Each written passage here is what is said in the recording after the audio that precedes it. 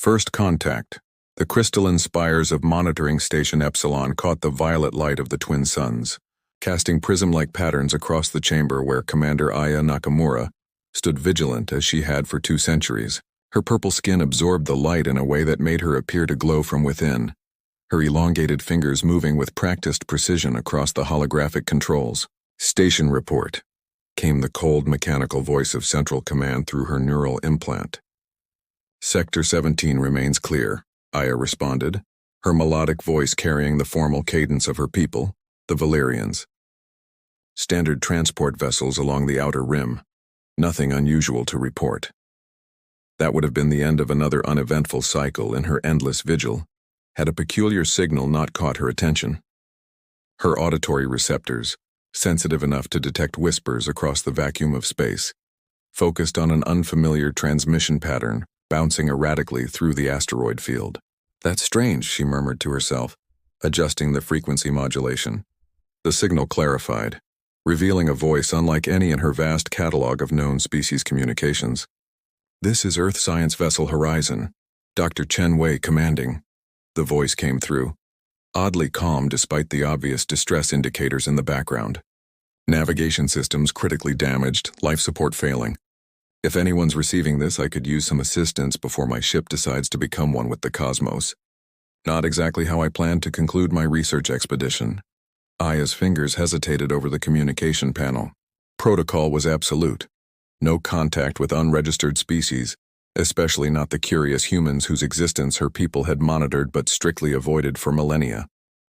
"Repeat, this is Dr. Chen Wei. My coordinates are Sector 17, Quadrant 8. Oxygen levels dropping." The voice continued, maintaining a remarkable composure. If anyone's listening and feeling particularly charitable toward a stranded scientist with an impressive collection of unfinished research papers, now would be an excellent time to respond.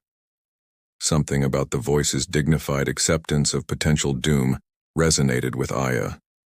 200 years of perfect adherence to protocol, and now she found her finger activating the response channel. "Earth vessel," she said, her voice formal despite the irregularity of her actions. "This is Commander Aya of Valerian Outpost Epsilon, transmitting guidance coordinates to your navigation system." "Well, that's unexpected," Dr. Chen replied, genuine surprise in his tone. "And extremely welcome. Receiving coordinates now. I should warn you, my landing approach has been described by colleagues as somewhat unconventional." "Follow the guidance beacon precisely," Aya instructed, already initiating the emergency docking protocols that hadn't been used in over 70 years. When the battered human vessel finally limped into the docking bay, Aya stood waiting, her tall frame rigid with uncertainty about her impulsive decision. The airlock cycled open with a hiss of escaping pressure, revealing a figure considerably smaller than her own. Dr. Chen Wei stepped out, his dark hair disheveled, and his expression shifting quickly from relief to astonishment as he looked up at Aya's imposing height and distinctive violet skin. "I suspected I might encounter non-human intelligence eventually," he said with a slight bow and remarkable composure. "But I admit I didn't expect my rescuer to be quite so magnificent." Dr. Chen Wei, xenobiologist and apparently very fortunate human. Aya tilted her head, studying the strange being who had disrupted 2 centuries of solitude with a single distress call. "You have violated restricted space," she stated, though without the appropriate severity such an infraction warranted. "Your presence here is unprecedented," Dr. Chen smiled wryly. "I've made something of a career out of unprecedented situations, though this one might be my most interesting yet." "Barriers between worlds. Central Command will not approve of your presence here," Aya said as she guided Dr. Chen through the crystalline corridors of the station. The walls pulsed with bioluminescent energy, responding to their movement like a living entity. "I gathered that from your hesitation to answer my distress call," Dr. Chen replied, his scientific curiosity evident as he observed every detail of the alien architecture. "Yet you helped me anyway. May I ask why?" Aya's steps faltered momentarily. "Your approach to potential death was unusual." "You mean my inappropriate humor in the face of imminent disaster?" Dr. Chen smiled. "An old human coping mechanism. We tend to joke when we're terrified." "The communication records must be adjusted," Aya stated, changing the subject abruptly. Your vessel will be classified as a navigational anomaly that required containment. You're lying to your superiors for me? Dr. Chen asked, surprised. I am. Reinterpreting the situation, Aya corrected, leading him into a chamber filled with swirling holographic displays. Your ship requires extensive repairs. The probability of it surviving another journey without proper maintenance is approximately 7%. The neural implant at the base of Aya's skull pulsed with an incoming transmission. She stiffened, visibly, as the cold voice of Admiral Cooper filled her consciousness. Commander Aya, explain the unauthorized vessel in Docking Bay 3. A damaged craft that posed navigational hazards to our shipping lanes, she responded smoothly. Standard containment protocols are in effect. There was a pause before Cooper replied. The being aboard is human.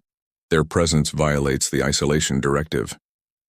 The being will be processed and removed once their vessel is operational, Aya assured, maintaining the emotionless tone expected of her position. When the connection terminated, Dr. Chen was examining a wall panel with fascination. These patterns aren't just decorative, are they? They're mathematical equations. They represent stellar harmonic frequencies, Aya explained, surprised by his perception. Few species recognize them as anything but aesthetics, beautiful and functional, Dr. Chen murmured, like much of what I've seen here. Over the next few days, as Valerian technicians worked on the human's ship, Aya found herself drawn into increasingly complex conversations with Dr. Chen. His questions about her culture were thoughtful rather than invasive, his insights often surprisingly perceptive for a being whose civilization was considered primitive by Valerian standards. Your people have been watching Earth? He asked during their 7th conversation. We observe many developing worlds, Aya acknowledged. Your species' progress has been noteworthy. That sounds diplomatic. Dr. Chen laughed. I imagine our history appears quite chaotic from your perspective. Your capacity for both destruction and creation is unusual, Aya admitted. You advance despite your conflicts, perhaps because of them. And your people? Do you never experience conflict? Aya's expression shifted subtly. We evolved beyond such inefficiencies. Along with emotions? Dr. Chen asked gently. Emotions are not absent, merely controlled, she corrected, her voice softer than usual. They serve no purpose in maintaining order. They serve many purposes in creating meaning, Dr. Chen countered. Without joy or sorrow or love, what drives your people to exist? The question lingered between them, creating a silence that felt heavy with unspoken possibilities. For the first time in centuries, Aya found herself considering perspectives that challenged the foundations of her training.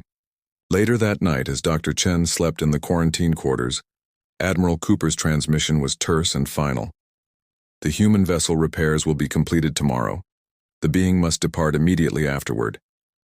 Your aberrant interest in this creature has been noted, Commander Aya. As she stood alone in the observation chamber, watching the stars she had monitored for centuries without truly seeing them, Aya realized something had fundamentally changed. The solitude that had once felt like purpose now seemed hollow, like an echo in an empty space. In the adjacent chamber, Dr. Chen dreamed of violet skin that seemed to capture starlight, and of mathematical equations that sang the music of distant suns. Forbidden connection. Your ship will be operational within 6 hours, Aya informed Dr. Chen as they stood in the observation dome. Above them, the vast expanse of space stretched endlessly, stars scattered like luminous seeds across the darkness. So soon? Dr. Chen's disappointment was evident in his voice. I've barely scratched the surface of understanding your world. It is not my decision, Aya replied, her tone more rigid than usual. Admiral Cooper has ordered your immediate departure. Dr. Chen turned from the spectacular view to study her face. In the short time he'd known her, he'd learned to recognize the subtle shifts in her expression that betrayed emotions her culture taught her to suppress. You don't want me to leave either, he said. Quietly, Aya's gaze remained fixed on the stars. My preferences are irrelevant to my duties. Are they? Dr. Chen moved closer, close enough that he could see the faint phosphorescent patterns beneath her purple skin that seemed to pulse with her heartbeat. In the past week, you've shown me wonders I never imagined possible. You've translated your people's poetry for me, explained your science, shared meals with me despite regulations. Those weren't duties, Aya. I have been curious about human perspectives, she admitted reluctantly. Just curious? Aya's fingers twitched slightly, a gesture he had come to recognize as internal conflict. Your presence has been illuminating. High praise from a being made of light, Dr. Chen smiled. There must be a way I could stay longer. A formal research exchange, perhaps. Surely your people value knowledge. The isolation directive has stood for millennia, Aya explained. No exceptions have ever been granted. Then perhaps it's time for the first, Dr. Chen suggested, his determination evident. Take me to your council. Let me plead my own case. Aya finally turned to face him fully, her luminescent eyes widening. You would address the Valerian High Council? For the chance to learn more about your world? About you? Yes. The Grand Council chamber intimidated even Aya, who had only stood before it twice in her centuries of service. For Dr. Chen, the massive crystalline hall with its towering archways and council members seated on elevated platforms must have seemed overwhelming, yet he stood with remarkable composure. Human scientist, Admiral Cooper's voice echoed through the chamber. You request an unprecedented exception to our most sacred directive. Explain your presumption. Dr. Chen stepped forward, his small frame somehow commanding in its certainty. Esteemed council, I stand before you not as an intruder, but as a seeker of knowledge. In my brief time here, I've glimpsed wonders that could advance human understanding by centuries. But more importantly, I've discovered something unexpected. He glanced briefly at Aya before continuing. Your isolation has preserved your culture, but at what cost? Commander Aya has spent 200 years in solitude, watching the stars without truly connecting to them. I've observed her discovering new perspectives through our conversations, just as I have. There is value in this exchange that transcends cultural boundaries. You speak of Commander Aya with unusual familiarity, noted Counselor Sarah, her ancient eyes narrowing. Explain. Dr. Chen straightened his shoulders. With respect, Counselor, I speak of her as someone who has come to matter to me. Someone whose brilliance deserves more than endless solitude. A murmur rippled through the council. Aya felt something stir within her that she had no name for, an emotion long suppressed by training and tradition. You propose what exactly? Asked Admiral Cooper coldly. A cultural exchange program, Dr. Chen answered. Allow me to remain and learn from your people. In return, I offer Earth's perspective, our art, science, and philosophy. Different doesn't always mean lesser, and if we refuse, Dr. Chen's gaze never wavered. Then I will leave as ordered. But I will carry the memory of Commander Aya, and the knowledge that somewhere among the stars exists a civilization that chose continued isolation over growth. You presume much about our needs. Human, Cooper responded. Perhaps, Dr. Chen acknowledged, but I've observed Commander Aya's response to new ideas. If she represents Valerian potential, then perhaps you need the perspective of an outsider more than you realize. Silence filled the chamber. Finally, Counselor Sarah spoke again. There is an ancient tradition seldom invoked, the trials of understanding, by which outsiders once proved their worthiness to join Valerian society. No one has attempted them in over 1,000 years. I would face these trials, Dr. Chen said immediately. They were designed for beings far more similar to us than humans. Admiral Cooper objected. The physical demands alone. Let him try. Aya interrupted, breaking protocol so severely that the entire council turned to her in shock. If understanding is truly what we value, then his willingness deserves recognition. As the council deliberated in private chambers, Aya and Dr. Chen stood in tense silence. Why would you risk this? She finally asked. Dr. Chen looked up at her, his expression unusually solemn. Because in all my travels across the stars, I've never found anyone who made me want to stay in one place. Until now. Trials of the Heart. The first trial begins at dawn, Aya explained as she led Dr. Chen to the preparation chamber. You must synchronize your biorhythms with our planetary frequency. That sounds impossible for a human, Dr. Chen admitted, his confidence wavering for the first time. It would be without assistance. Aya touched a crystalline device to his temple. This will help translate your neural patterns. Over the following weeks, Dr. Chen faced trials that tested the limits of human endurance.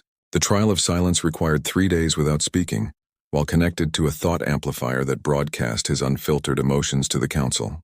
The trial of light demanded he navigate a maze of energy patterns that shifted according to his fears and desires. No human should be able to complete the stellar harmonics trial, Admiral Cooper insisted as they observed Dr. Chen attempting to align his brain waves with the pulsing frequencies of Valerian technology. His neural structure is fundamentally incompatible. Yet with each failure, Dr. Chen adapted, persisted, and eventually succeeded. During the 5th trial, when he collapsed from exhaustion, after maintaining a telepathic connection for 18 hours, Aya broke protocol again. "You don't need to continue," she whispered as she helped him recover. Dr. Chen looked up at her, his determination unwavering despite his weakness. "Yes, I do, for us." The word us echoed between them, filled with meaning neither had dared express openly. When Dr. Chen faced the final trial, requiring him to navigate the collective consciousness of the Valerian ancestors, even the skeptical council members watched in amazement as the human's mind proved remarkably adaptable to alien thought patterns. "He sees our history through different eyes," Counselor Sarah observed. "He brings new understanding to old memories." As Dr. Chen emerged from the consciousness chamber, exhausted but triumphant, he looked directly at Aya. In that moment, something passed between them that transcended the barriers of their different worlds. "The trials are complete," Admiral Cooper announced reluctantly. "The human has earned the right to stay, though I maintain my objections." That night, as they stood alone in the observation dome, Dr. Chen took Aya's hands in his. "I would have faced 100 more trials," he said softly, "for this moment." Aya's purple skin glowed with emotion she no longer tried to conceal. "You have changed everything," she whispered. "My world will never be the same." Their first kiss bridged more than physical difference. It connected two souls from across the vast emptiness of space, finding in each other what had been missing in their separate worlds. 2 worlds, 1 destiny. 6 months later, Dr. Chen stood before the Valerian High Council again, but this time with Aya beside him. Their hands joined in the formal position of those seeking the ancient bonding ritual. "No human and Valerian have ever attempted such a union," Admiral Cooper reminded them, his disapproval evident despite the Council's acceptance of Dr. Chen. "Yet here we stand," Dr. Chen replied calmly. "Living proof that differences can become strengths when joined with understanding." The bonding ceremony took place under the light of all 3 moons, with crystalline spires amplifying the cosmic energies that would link their life forces. As they exchanged vows in both human and Valerian traditions, the station itself seemed to resonate with the harmony of their union.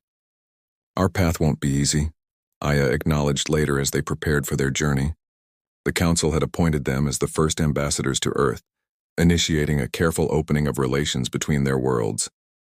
"The best paths rarely are." Dr. Chen smiled, touching the neural interface that now allowed him to share thoughts with his Valerian mate. "But we'll walk it together." Their small ship departed from Station Epsilon, carrying not just 2 beings from different worlds, but the hope for a new kind of future, one where isolation gave way to connection, and where love proved stronger than the vast distances between stars. As Earth appeared on their view screen, Dr. Chen felt Aya's mixture of apprehension and excitement through their bond. "They'll be as fascinated by you as I was," he assured her. "And as accepting," she wondered. "In time," he promised. "After all, if 1 human scientist and 1 Valerian commander could overcome millennia of separation, perhaps our worlds can too." Their ship descended toward Earth, carrying with it the promise of understanding across the stars, proof that even beings from the most distant corners of the universe could find in each other not just companionship, but home. As the clouds parted below them, Aya's purple skin caught the sunlight, transforming her into a vision of otherworldly beauty.